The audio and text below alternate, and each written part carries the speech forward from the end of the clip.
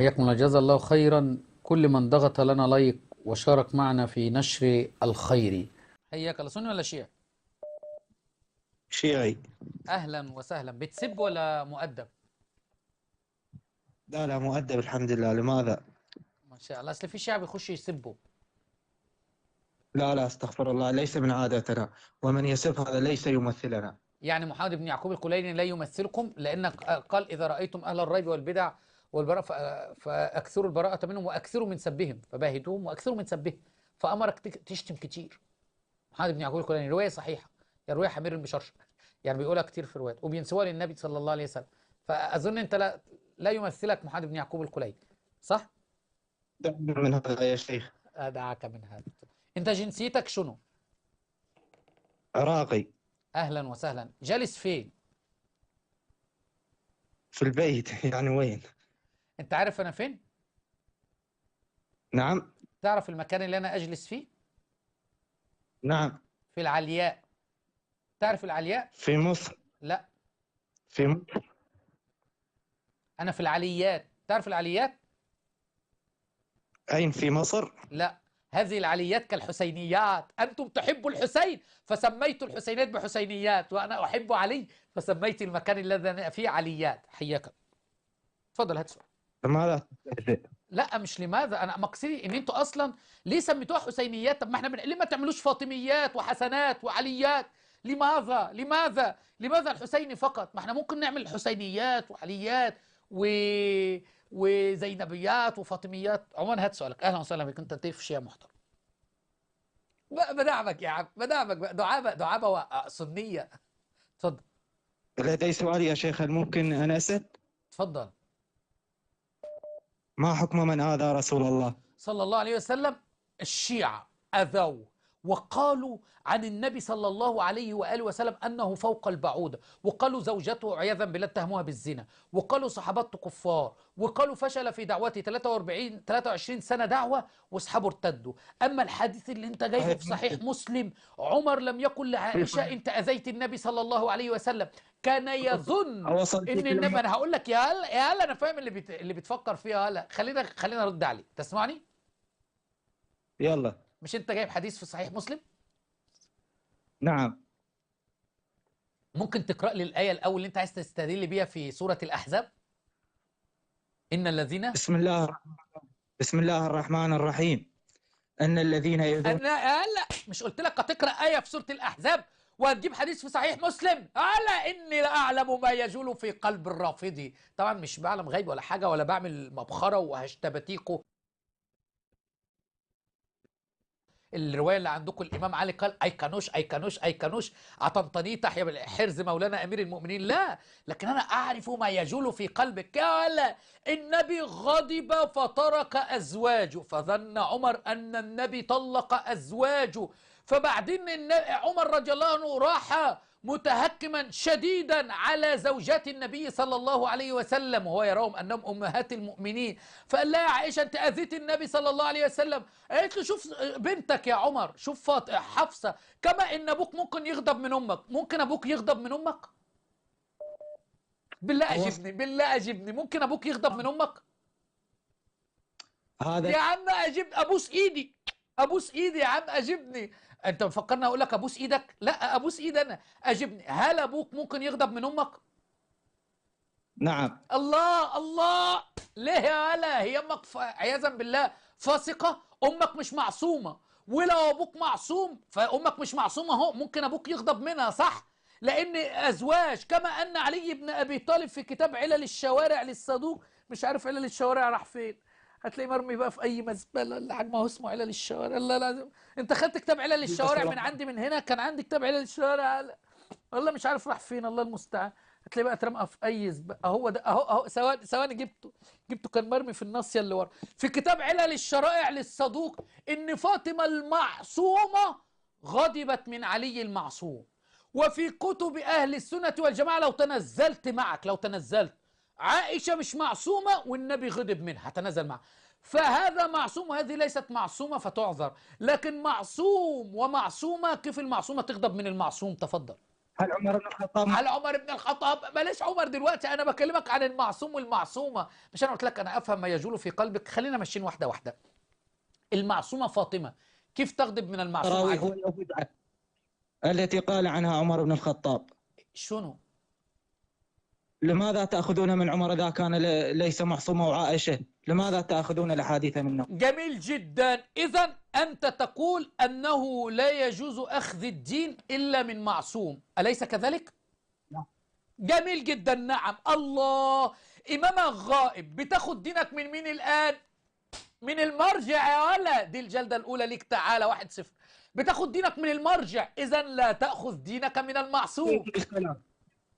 المرجع من أين يأتي بالأحكام والإسلام؟ جميل جدا. في أحكام مستحدثة، بدليل أن بعض المراجع قالوا لك لا يجوز تقليد الميت. يعني بعضهم قال لك أنت خطأ يا صدري علشان بتقلد الصدر، وبعضهم قال لك لا يجوز تقليد الخوئي ولا يجوز تقليد الميت لأن في أمور مستحدثة. يعني مثلا هات لي دلوقتي أن الإمام تكلم عن الحشد الشعبي، مفيش. هات دلوقتي ان الامام تكلم عن حكم التطبير، هل يوجد رواية عن الامام قال من طبر على ابي عبد الله كان كل نقطة دم تنزل منه يطلع مكانها شجرة موالية، والناس تأكل من الشجرة الموالية بدم احباب ابي عبد الله؟ عندك رواية الامام تكلم عن التطبير، اتكلم عن التطهير؟ أنت من أين تأخذ أحكامك ما الشرعية؟ تضيعش بقى. مش انت قلت دلوقتي لا يجوز اخذ الدين الا من معصوم؟ المعصوم بقى غائب بقى له 1200 سنه، وفي مسائل مستحدثه، بتاخد دينك منين؟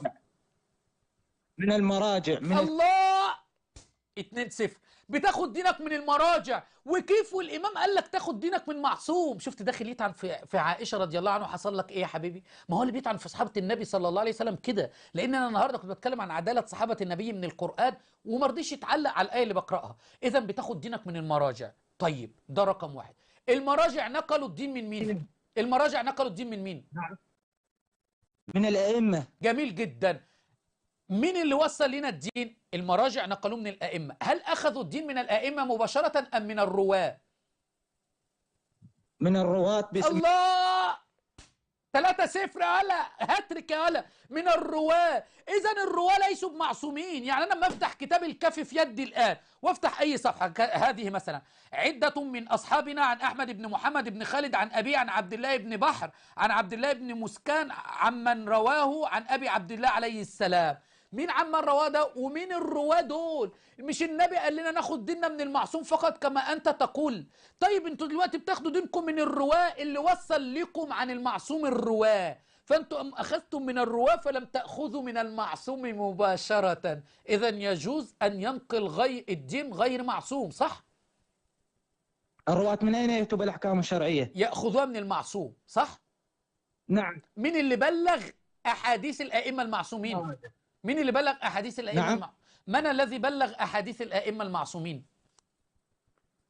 الرواة. الله. الرواه يا هلا. الرواه اللي بلغوها، ما الرواه مش معصومين.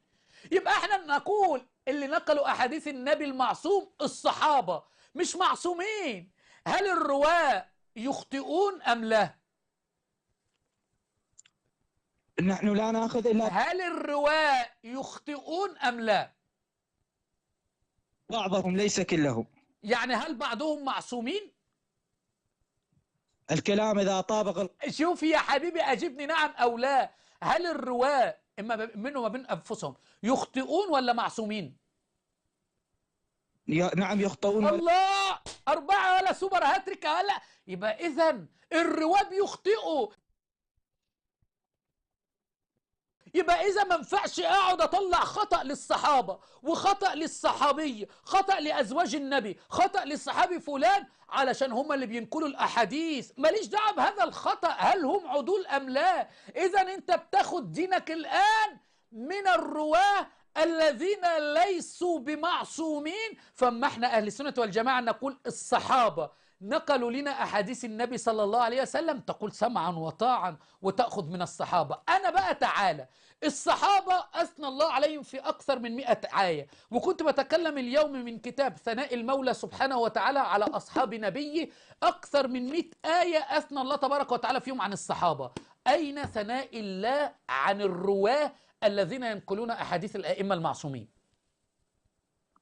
هل الصحابة معصومين عندك؟ لا، ليسوا بمعصومين، وقلنا بقى هم مش معصومين وأخذنا منهم الدين، وانتوا عندكم الرواة مش معصومين، نقل لكم أحاديث المعصومين، واحنا الصحابة مش معصومين نقل لنا أحاديث النبي صلى الله عليه وسلم. جبت لك من القرآن أكثر من 100 آية تثني على الصحابة. أريد الآن الآيات التي تثني على رواة الشيعة. تفضل. لماذا تصلي صلاة؟ هرجع واعيد عليك تاني، ما بكلمكش عن صلاة الصبح. هات لي الآن الآيات التي تثني على رواة الشيعة.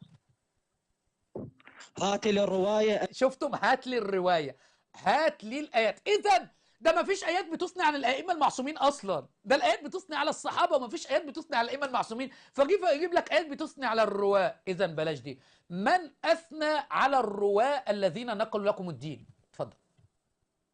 عن أهل البيت هل تقصد؟ ايوه، يعني انت مثلا عندك زراره كان بيخش ويعمل حاجات مش كويسه في لحيه الامام، عارف البتاع اللي انت بيب بيب اللي بتعملها في الحمام دي، عملها، دخل وضرط في لحيه الامام.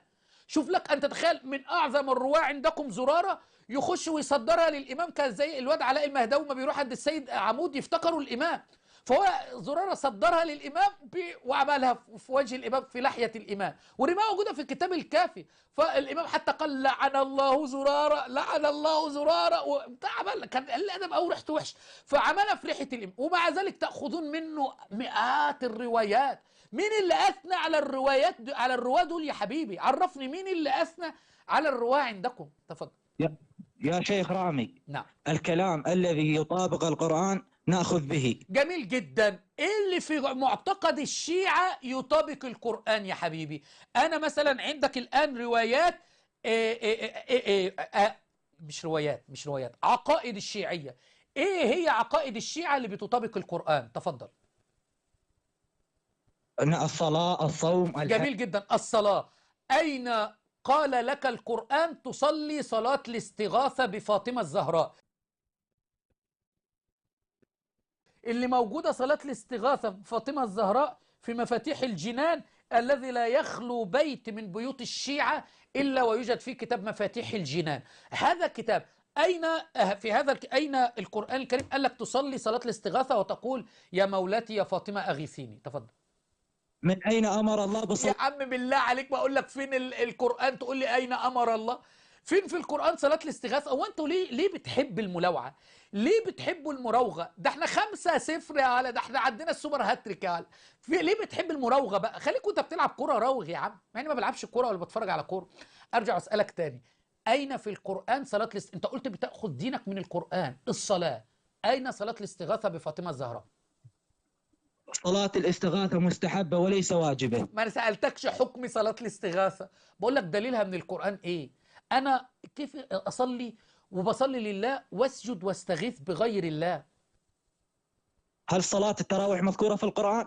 شفتوا بقول لك لازم يلاوع، لازم يلاوع. صلاة التراويح سنة أقرها علي بن أبي طالب، فحينما أصبح خليفة لم يمنع صلاة التراويح. فهتقول لي بدعة، هقول لك يبقى الإمام علي مبتدع. وعندك الصلاة هذه صلاها النبي صلى الله عليه وآله وسلم في بحار الأنوار، وبعدين اجتمع الناس حول النبي صلى الله عليه وسلم، فخاف النبي أن هي تفرض، فدخل وصلى بمفرده، فجمعهم عمر في خلافته وأقر بذلك علي رضي الله عنه. وأن الأمة لا تجتمع على ضلالة، والله قال كنتم خير أمة أخرجت للناس. شفت السني واضح وبيجاوب على السؤال ازاي؟ رجعت بقى سألتك تاني، صلاة الاستغاثة هل صلاها علي بن أبي طالب؟ أجيبني نعم أو لا. يبقى هتراوغ.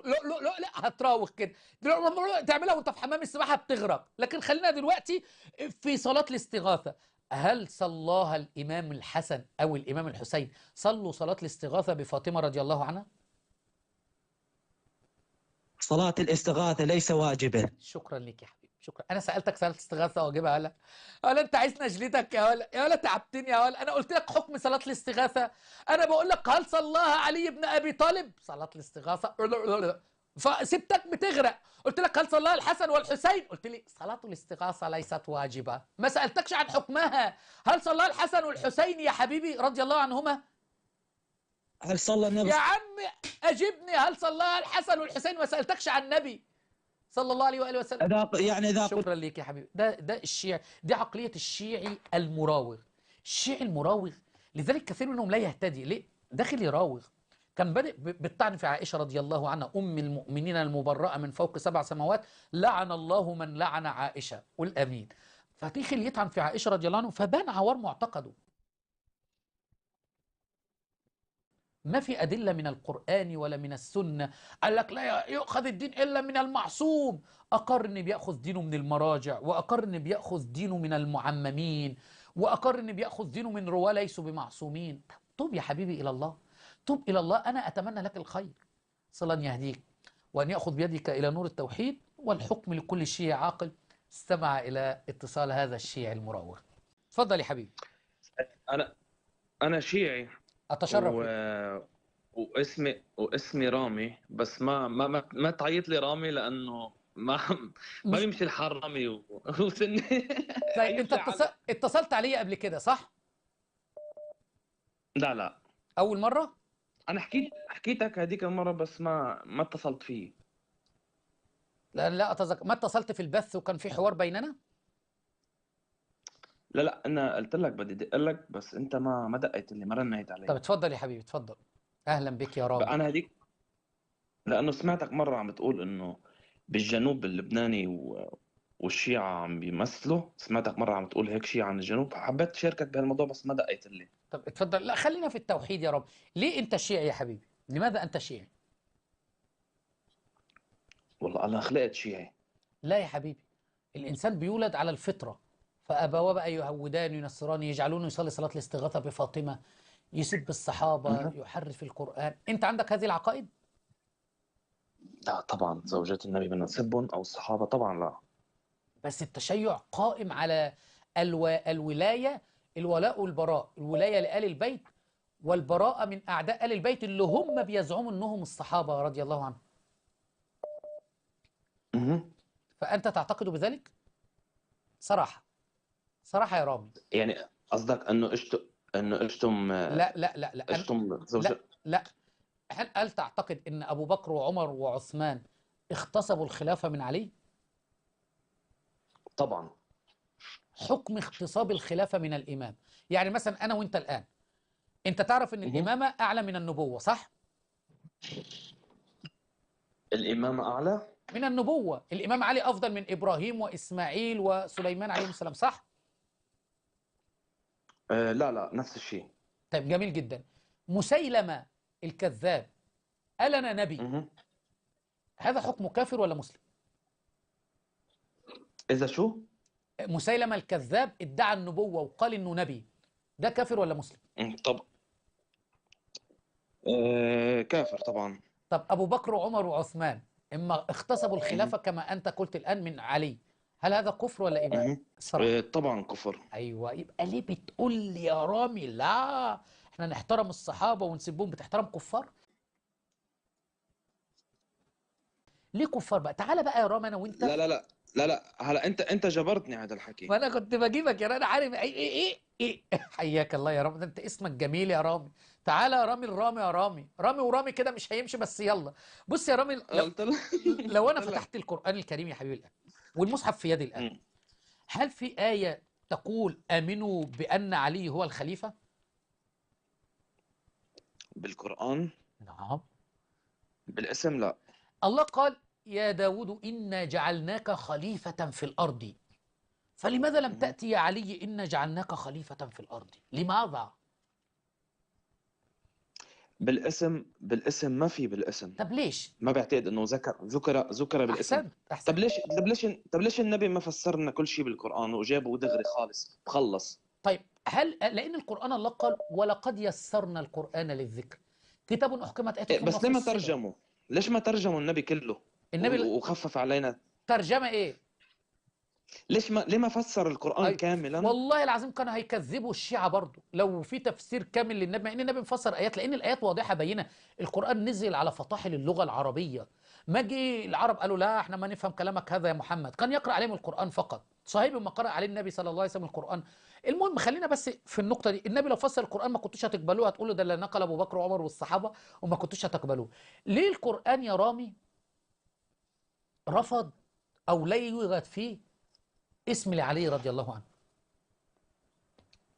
أو ما لآل انا ما البيت. انا جوابي جوابي مثلا هلا اذا قلت لك ايه حتقول لي هيدي تفسيرها كذا وكذا. لا، ما انا آية قلت إيش؟ لك مش كل شيء. شنو آية؟ هات لي آية. ما هو لأن انا مش حافظ، انا ماني محاور او حافظ للقران، طب ليه يعني يا انا بقرا راجل؟ قران بس ماني حافظ. طب إيه يعني؟ م? قول آية الولاية مثلا، إنما وليكم الله ورسوله والذين آمنوا، لا هي دي صح؟ الإمام يؤتون علي. الزكاه وهم راكعون. والإمام علي كان راكع وطلع الخاتم واداه للراجل، والراجل خده وجري بقى وأنا فرحان. صحيح هلا.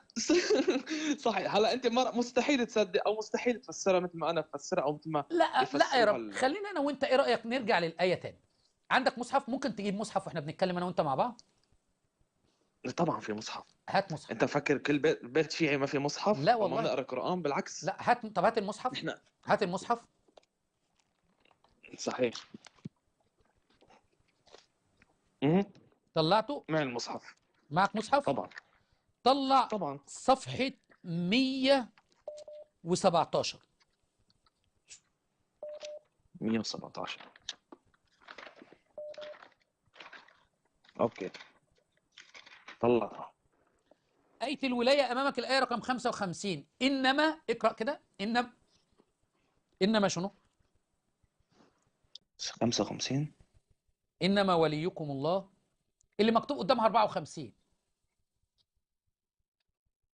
سورة المائدة. صفحة 117.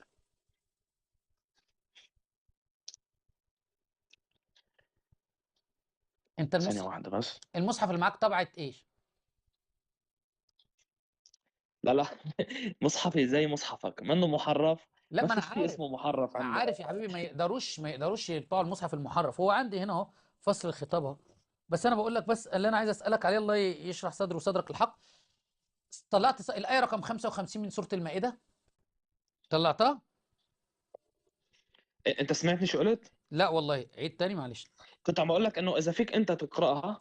واحنا إنما بنضيع وقت فتش. إنما مم. وليكم لا. الله ورسوله والذين آمنوا. صح؟ مهم. شفتها؟ معك انا، ما انا طب بديش اضيع وقت مشان اقعد فتش عليها. أول الصفحة، الآية، مهم. أول آية في الصفحة بتقول شنو؟ يا يا أيها. ايها الذين امنوا أيوه، أكمل. لا تتخذوا اليهود والنصارى شنو؟ اولياء. الله عليك يا رامي، أيوه كده يا رامي. الله بيأمرني يقول يا أيها الذين آمنوا لا تتخذوا اليهود والنصارى أولياء.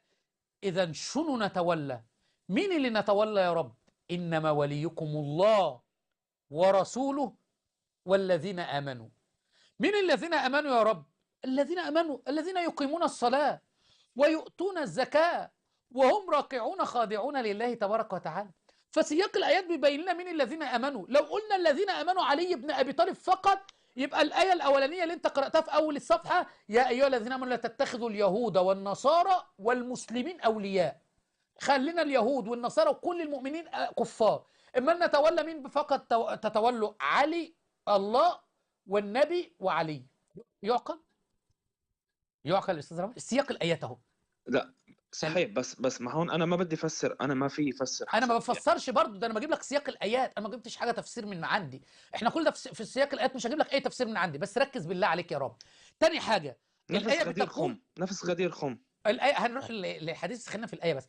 الايه بتقول انما وليكم. وليكم مهم. جمع ولا مفرد؟ وليكم مم. جمع ولا مفرد؟ وليكم جمع. جمع صح. الله جمع ولا مفرد؟ مفرد. مفرد. الرسول ورسوله جمع ولا مفرد؟ مفرد. والذين آمنوا جمع ولا مفرد؟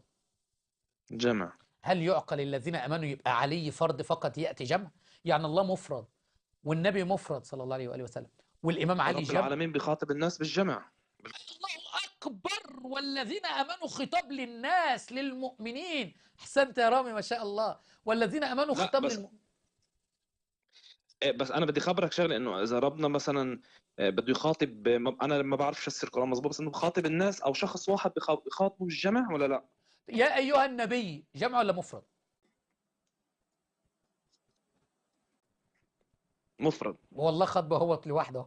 إذا يا حبيبي، الذين آمنوا جمع.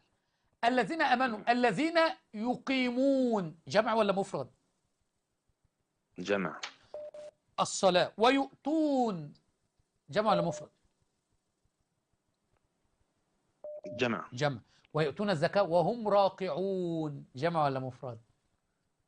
جمع. إذا يا أستاذ رامي يا حبيب قلبي يقبرني قلبك، الآية تتكلم عن صفات المؤمنين اللي هم الصحابة اللي ربنا وصفهم بالإيمان في أكثر من آية. كنت بتكلم حتى آية اليوم، كنت بتكلم عن آية اليوم. الله سبحانه وتعالى قال الذين آمنوا، ما ينفعش نقول علي بن أبي طالب، وهاجروا، جمع، وجاهدوا في سبيل الله بأموالهم، جمع، وأنفسهم، جمع. وصف الله تبارك وتعالى الصحابة في آيات كثيرة بالجمع، محمد رسول الله والذين معه، والذين معه، جمع. فكل الآيات ما تنظر طيب لآيات سؤال. القرآن الكريم ترى للفقراء المهاجرين، جمع، الذين أخرجوا من ديارهم، جمع، أموالهم وأموالهم يبتغون فضلا من الله ورضوانه وينصرون، جمع، أولئك هم الصادقون. ما ينفعش نقول علي بن أبي طالب. فكلها مثل هذه الآيات. صحيح. صحيح استاذ رامي، بتسمعني؟ أسمعك يا بعد قلبي. في هلا انا ما راح اقول لك انه غدير خم اللهم من كنت مولاه فهذا علي مولاه، اللهم ما راح اجيب لك اياه، بس حقول لك شغله وحده. انه رب لما قال له النبي للامام علي انا بمنزله أنت مني بمنزلة هارون من موسى، انا إلا أن... الا انه لا نبي من بعدي. يعني لو في نبي من بعدي لحطك. أنت فهمتها كده، لحطك صح؟ طيب بص بص بص, بص يا أستاذ رامي، هقول لك على حاجة. الإمام علي استدل بالحديث ده وقال أنا إمام بدليل حديث المنزلة؟ لا. حتى في كتب الشيعة لا. وهو نهج البلاغة في يدي الآن. الإمام علي وتحت بقى، الإمام علي ما استدلش بهذا الكتاب، الكتب وقعت والدنيا باظت. الإمام علي ما استدلش بهذا الحديث على إمامته، ده رقم واحد. رقم اتنين، الإمام الحسن والإمام الحسين استدلوا بهذا الحديث على إمامته، على إمامة علي رضي الله عنه؟ لا. إمال ما معنى الحديث؟ في معنى لا نبي بعد، أي لا معصوم بعدي. يعني أنت مش معصوم يا علي رضي الله عنه. والنبي قال الكلام ده لعلي رضي الله عنه في قصة. فالشيعة بيعملوا حاجة غريبة قوي يا رامي، يسيبوا كل حاجة ذكرت في علي، يسيبوا القصة كلها وياخدوا الجزء علشان يطلع المعنى اللي هم عايزينه. النبي كان خارج في غزوة من الغزوات، الإمام علي بيخرج مع النبي في كل غزوة ولا لأ؟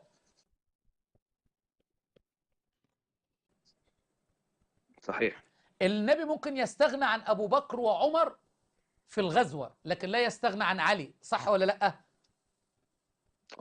اللهم صل عليك. صح ولا لأ؟ صحيح. عجبتك؟ لا يا حبيبي، الحديث اللي انت جايبه ده النبي استغنى عن علي وجلسه في المدينة وأخذ أبو بكر وعمر معاه في الغزوة. الله عليك. هو كيف انا مالك يا رامي بقى، مالك يا رامي، اسمعني. فالنبي صلى الله عليه وسلم عمل ايه؟ أخذ أبو بكر وعمر معه في الغزوة، فخدهم وترك علي رضي الله عنه في المدينة. فخرج علي رضي الله عنه حزين، فقال يا رسول، والمنافقين كلموا قالوا شوف سبك يا علي مع النساء والصبيان. حتى بعض الإباضية الغلاة في الطعن في علي رضي الله عنه يستدلون بهذا الحديث على الطعن في علي، والشيعة يستدلون في هذا الحديث على الإمامة والعصمة، غلو وتفريط، إفراط وتفريط، وأهل السنة الوسط دائما. فالنبي صلى الله عليه وسلم قال له يا علي، خرج علي يبكي ويقول يا رسول الله أتخلفني في النساء والصبيان، تتركني في النساء والصبيان، ويبكي للنبي صلى الله عليه وسلم. فقال النبي صلى الله عليه وسلم يا علي أما ترضى أن تكون مني بمنزلة هارون من موسى؟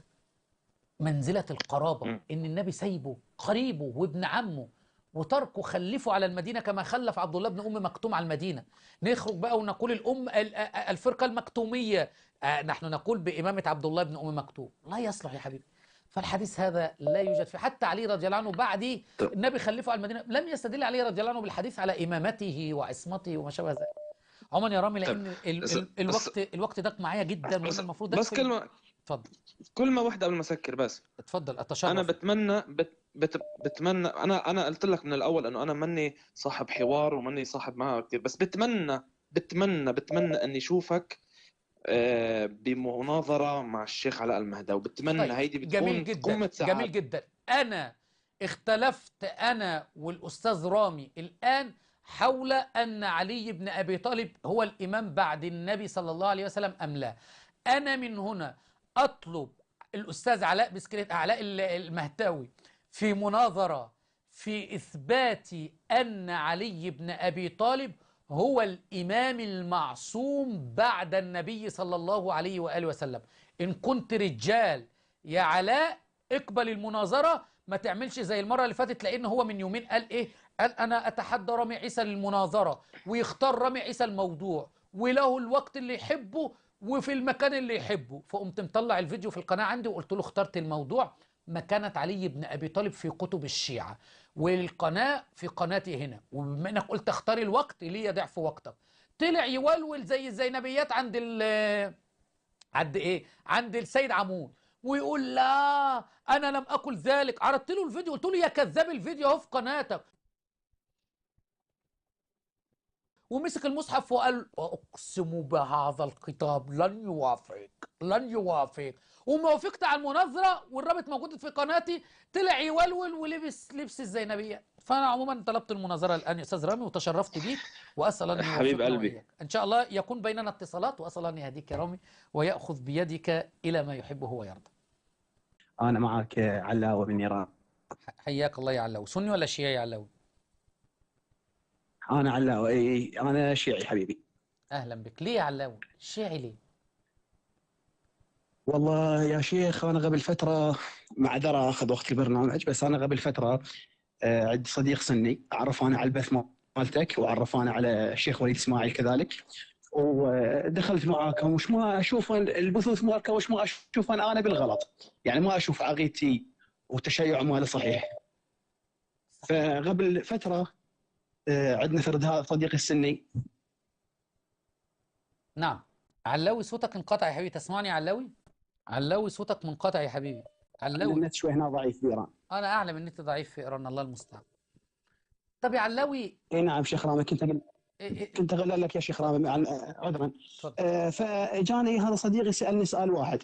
انا بيتنا من هذول النوع الشيعه اللي معتقدين جدا، واحنا كبرنا على اساس ان الائمه معصومين والنبي معصوم وما يبدر منهم خطا ابدا. فمن كنت اناقش هذا صديقي قال لي سؤال واحد: نعم. السلام بكتبنا بايع من بعد 6 اشهر مكرها اصلا، اوكي؟ نعم. وانتم عندكم بايع قبل من كتاب سليم بن غيث، صحيح؟ نعم. قال لي هل كانت البيعة مالت الإمام علي عندما بايع أبو بكر الصديق هل كانت اجتهادا أم من عصمه؟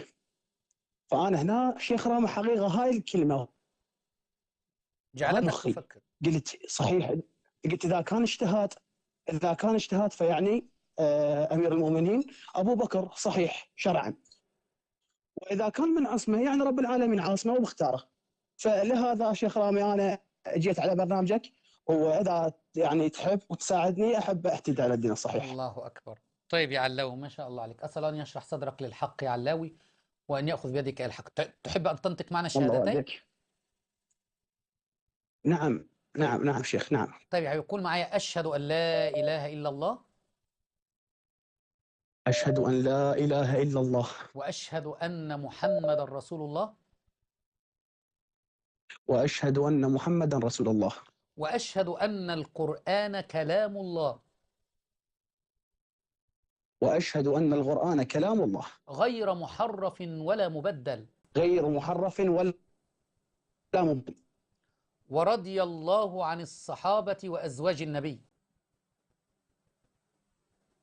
ورضي الله عن الصحابة اجمعين وازواج الانبياء كلهن ام المؤمنين. وأزواج النبي فقط، وأزواج النبي وليس أزواج الأنبياء.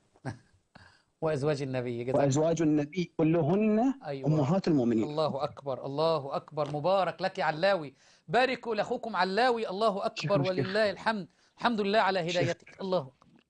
شيخ رامي، شيخ نعم. رامي عندي فرد سؤال. تدلل يا بعد قلبي يا علاوي يا أبو حسين، تفضل يا حبيبي.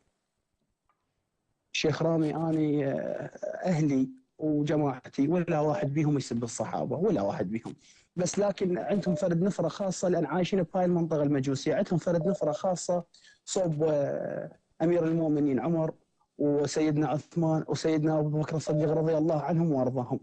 بس لا يسبون ولا يؤمنون بتحريف القرآن ولا شيء.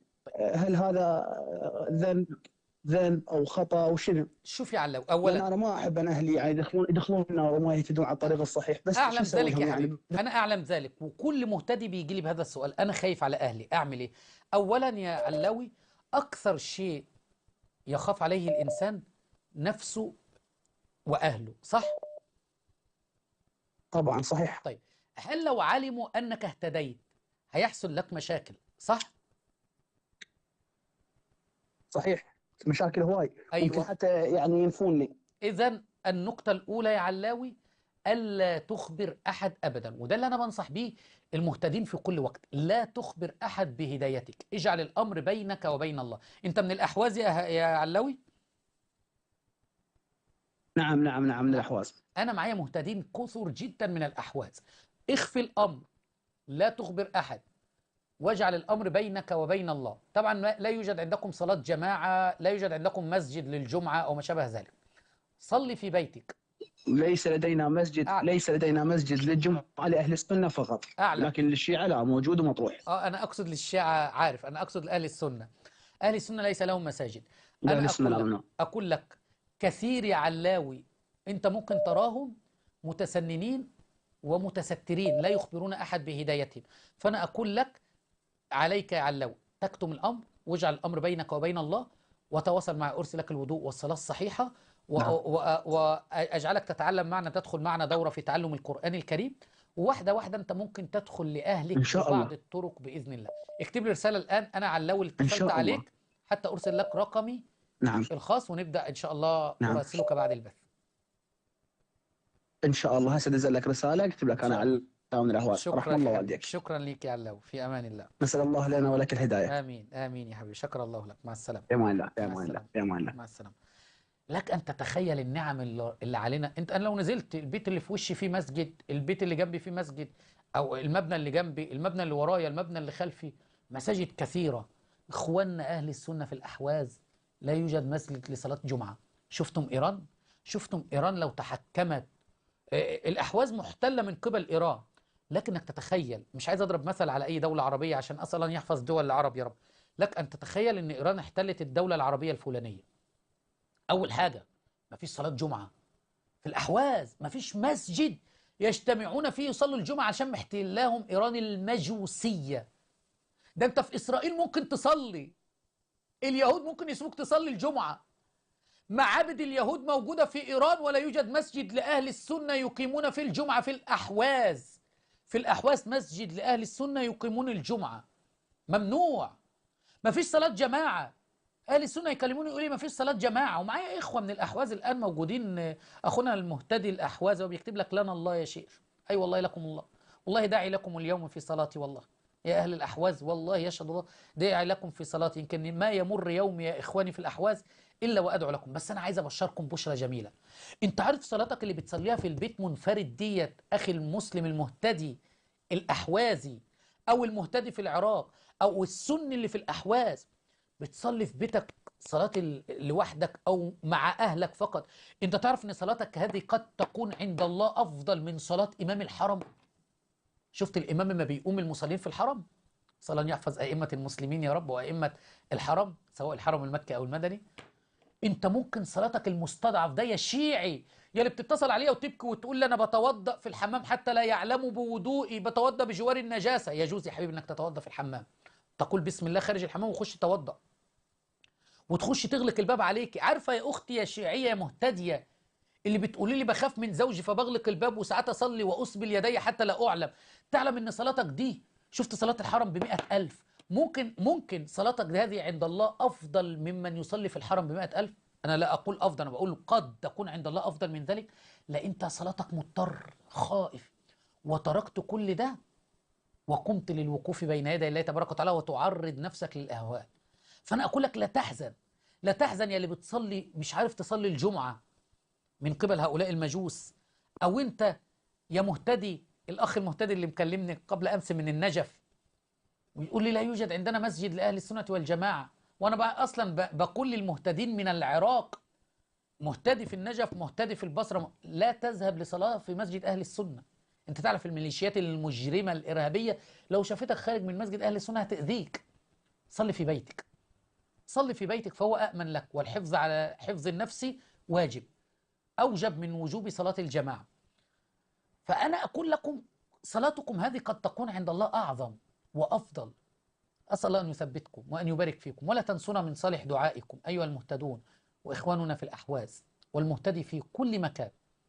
وهذه الرسالة لبعض أهل السنة والجماعة الذين يتكاسلون عن الصلاة، ويسمع الأذان وينتظر ينتظر إلى الإقامة ويروح في آخر ركعتين أو في آخر ركعة، وبعضهم لا يصلي، وبعضهم يجمع الصلوات، وبعضهم يقول لك لا أصلي في البيت. انظر إلى إخوانك الآن، صلى أن يمكن لدينه وكتابه وسنة نبيه وعباده الصالحين. الأخ بيقول لي أنت سلفي ولا أنت إيش؟ أنا مسلم، ويكفي هذا الاسم أني رامي عيسى مسلم. حاول أن أجمع الجميع على كتاب الله تبارك وتعالى. صلى أن يوفقنا وإياكم، وأن يكن لإخواننا المستضعفين في الأحواز وفي مشارق الأرض ومغاربها، وأن يكن لإخواننا المستضعفين في غزة، وأن يكن لإخواننا المستضعفين في السودان. اللهم أمين، إنه ولي ذلك والقادر عليه. أيوة، سنية أم شيعية؟ شيء. تفضل. فقط سؤال، تفضلي. من قالك بأنه لا يوجد مساجد للسنة في العراق؟ لم أقل في العراق، أنا قلت نعم قل. لا، أنا قلت في الأحواز لا يوجد خطب جمعة ومساجد سنة. وفي النجف يوجد وكربلاء معظم المساجد شيعية، وقل ما تجد مسجد لمساجد أهل السنة في الأحواء في النجف وفي كربلاء. يوجد حتى في إيران وباسم عمر بن الخطاب. طيب خليني أسألك سؤال ممكن؟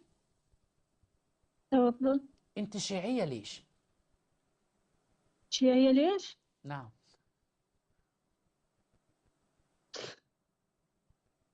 تبكي؟ لا عشان تنصر سني. بتضحكي، بحسبك بتبكي. نعم، أنت شيعية ليش يعني؟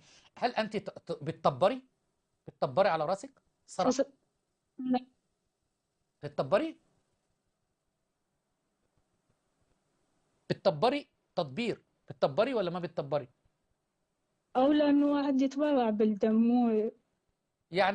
يعني لا تطبرين. جميل. بتلطمي؟ لا أنا ضد هاي الظاهرة. بتلطمي؟ لا. بتسب الصحابة؟ نعم. بتسب الصحابة؟ يا كمي فرحانة قوي. بتسب الصحابة ليه يا بت؟ بتسبيهم ليه؟ المنافقون هم من حرفوا الدين. المنافقون، احنا لسه قارئين القرآن يا بنتي دلوقتي. الله سبحانه وتعالى وصفهم بالإيمان في أكثر من آية. الله سبحانه وتعالى وصفهم بالإيمان. لسه الآية اللي أنا لسه قارئها، إن الذين آمنوا وهاجروا وجاهدوا بأموالهم وأنفسهم في سبيل الله، اللي هم المهاجرين يا بنتي، والذين آووا ونصروا اللي هم الأنصار، أولئك بعضهم أولياء بعض. الله يصفهم بالمؤمنين يا بنتي، وانت تقولي منافقين. وأنت تكفرون النصارى، وين نصرت؟ انا ماليش دعوه بالنصارى يا بنتي، انا بكلمك دلوقتي. الله سبحانه وتعالى وصفه مين؟ اللي ربنا قال ان الذين امنوا وهاجروا وجاهدوا باموالهم وانفسهم، مين هم؟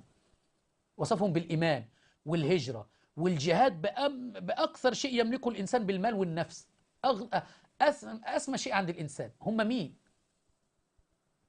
فسكرت الخط. الله يهديك يا بنتي، الله يهديك. عموما انا سعيد ان انت بتتابعي البث وانك متواجده في البث، حتى لو بتسيب واحده واحده ان شاء الله تتعلمي. جميل ان انت بتتابعي البث. عايزك تخشي على المقاطع عندي وشوفي يا بنتي، هتلاقيني بتكلم كل حاجه من القران الكريم. انا عارف ان انت متردده واغلاقك للخط في تردد عندك، فانا اقول لك لو عايزه تتواصلي معايا خاص وقلقا انك تتواصلي في العام، ابعتي اسئلتك وان شاء الله اجيبك عليها، واسال ان يشرح صدرك. النهارده معانا 5 مهتدين، كان زمانك انت السته. ايه بس بالصحابه دي؟ هل النبي يا بنتي، خلينا اضرب لك مثال. احنا طبعا ابو لهب وابو جهل كفار باتفاق السنه والشيعه. النبي صلى الله عليه واله وسلم وهو في المدينه يقول لهم يلا يا اصحابتي، يا رسول الله عندنا حلقه سب وشتم ولعن. فين يا رسول الله؟ هنقعد في المسجد بقى، ويقعد النبي صلى الله عليه وسلم والصحابه لعنه الله على ابو لهب، لعنة الله على أبو جهل. إيه أنت ما بتقولش ليه؟ قول. كان ده موجود أيام النبي صلى الله عليه وسلم. المسلمين المؤمنين الموحدين مش فاضيين للسب واللعن. النبي كان يجمعهم مثلا وكله يقعد يلعن في ابو جهل وابو لهب وابو اميه بن خلف، والعن يا جدع فلان وعلان وسب. النبي يقعد يعلمهم الدين، القران، السنه الصحيحه، حسن الخلق. هل النبي صلى الله عليه واله وسلم كان يجمعهم يلا نلعن بقى الشيطان النهارده يلا بقى، والانبياء موسى وعيسى وهارون ويعقوب وايوب كانوا يجمعوا أقوامهم المؤمنين ويقول لهم يلا بينا نلعن لعنة الله على إبليس. وموسى بقى يجمع بني إسرائيل بعد ما أنقذهم يلا حلقة لعنة الله على فرعون وحاشيته. وكانوا يعملوا الهبل اللي بيعملوه ده. يا بنتي لا يفعل ذلك إلا المجانين. الحسينيات اللي مجتمع اللعن الصحابة ليل ونهار وسب في خيرة، هذه خيرة من مشي على الأرض بعد الأنبياء والمرسلين. ده لا اليهود ولا النصارى ولا أي إنسان عاقل يقبله. بدل ما قاعد ألعن واشتم وسب ده اتعلم القرآن. ما الحسينيات هتخرج لنا إيه؟ لعن وسب، ما فيش قرآن. كما شفتم الآن كثير في الحوارات المعممين يقول لي لا أعرف الآية، لا ما يعرفوش قرآن، يعرفوا سب ولعن فقط. صلى الله أن يهديك يا بنتي، وأن يأخذ بيدك إلى نور التوحيد، وأن يهدي الشيعة، وأن يأخذ بأيديهم إلى نور التوحيد، وأن يهدينا وإياكم. السلام عليكم شيخ رامي. عليكم السلام. أنا مغربي بس قاطن في فرنسا، والله نحبك. كل أصدقائي يسمعوا لك. الله يسعدك ويحبك ويبارك فيك ويوفقنا وإياك لما يحبه ويرضى، اللهم آمين. لدي بعض الأسئلة، لكن لا أعلم إن كان سؤالي غير لائق. يعني لا أريد من سؤالي أن أخذ سيئات أو شيء كذا. فأنا ربي يعلم ما بنيتي، أن نيتي فقط أن أفهم، لا أن أضل أو شيء من هذا القبيل. طب اديني سؤال واحد، لأن الحلقة للبث الآن للشيعة، وأنا أتشرف بك، وإن شاء الله أرسل لك رقم أحد تستفتيه أيضا، لأن أنا لست بمفتي. الله يسعدك يا رب. كيف ما شئت. أشكرك. أنا فقط لدي سؤال واحد، هو في القرآن يوجد كلمتان، يعني أنا إذا قلتهم في سياق آخر يقول لي مثلا بعض أصدقائي هذا لا يجوز. فمثلا في القرآن آية تبت يدا أبي لهب وتب، يعني إذا أخذت يعني أو في آية أخرى عن في آية أخرى وما أمك بهاوية. فإذا أخذت وما أمك يعني بهاوية؟ إذا كنت أحكي وما أمك بهاوية، لا مش وما أمك بهاوية. أول حاجة خلينا في تبت يدا، وبعدين أظن تقصد آية القارعة فأمه هاوية. نعم فأمه هاوية. استأسف. فهذه الآيتين إذا أخذت كلمة هاوية في القرآن وقرأتها ما في معنى آيتها الأول فأمه هاوية؟ هاوية يعني بائعة هوى. لا يا حبيبي، أنت اللي فهمت خطأ. معنى فأمه هاوية أن مستقر في جهنم، مكانه ومستقره في جهنم. لذلك الآية اللي قبلها القارئة فأما من ثقلت موازينه فهو في عيشة راضية، وأما من خفت موازينه فأمه هاوية، مستقر إلى جهنم ومأوى إلى جهنم.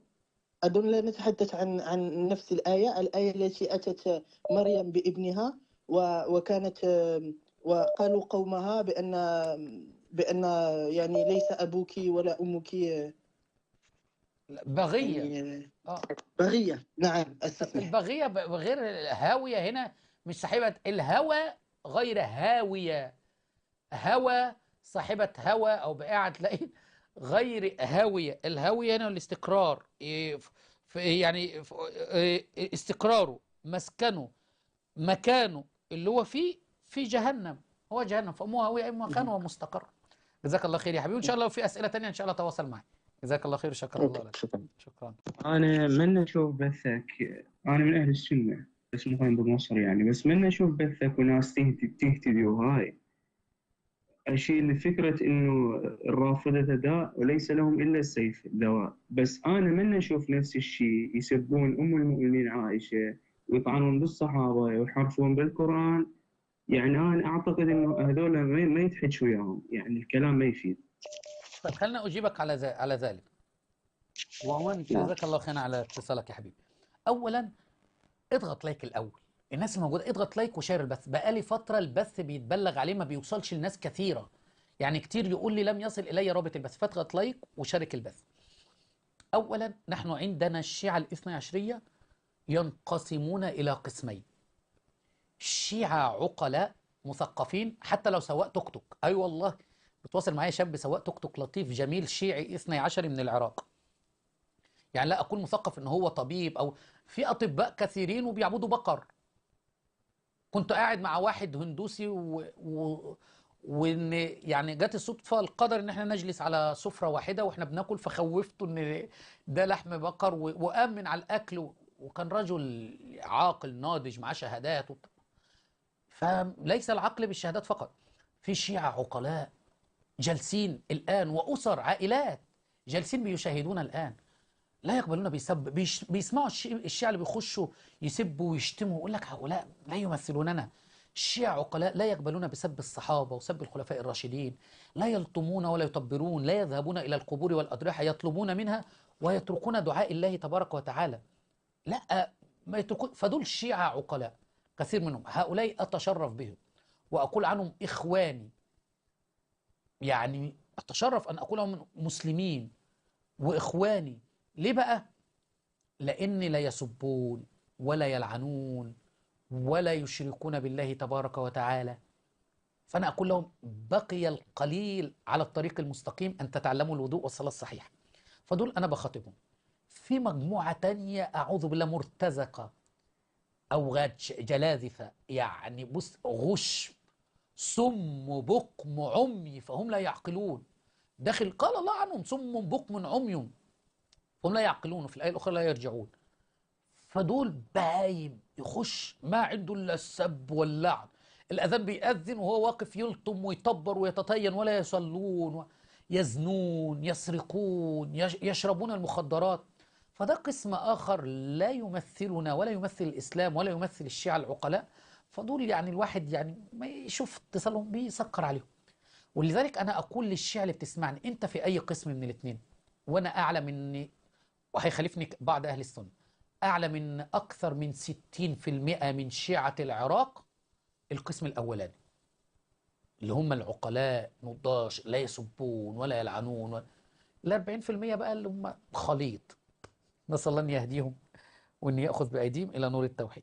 هلا شيخ رامي، كيف الحال؟ هلا حبيبي، حياك الله. سني أم شيعي يا حبيبي؟ اي انا ابي اهتدي ان شاء الله. الله يهديك بشنو ويأخذ لازم؟ بيدك. اتفضل. اي شنو لازم نقول؟ أنت عندك سؤال الأول أو استفسار؟ اي عندي، بس الحين مرات انا لما اجي اصلي يكون اهلي موجودين في البيت، تسبل يديك. فصعب اني اسبل يديك. هلا اسبل يديك أكنك بتصلي صلاة الشيعة.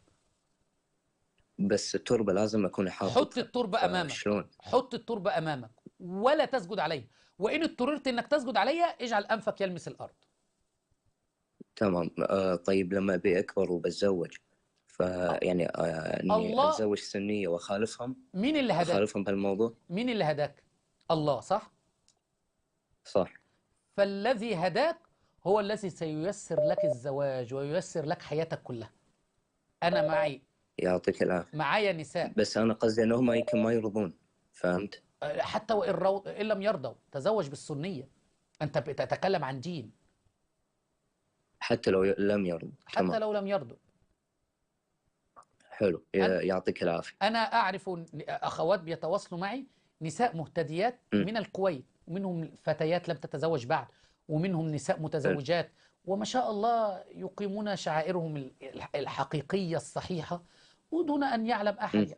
صلى الله يثبتك يا حبيبي. الحمد لله. تحب تنطق معنا الشهادتين؟ إيه. طيب يا حبيبي، أشهد أن لا إله إلا الله.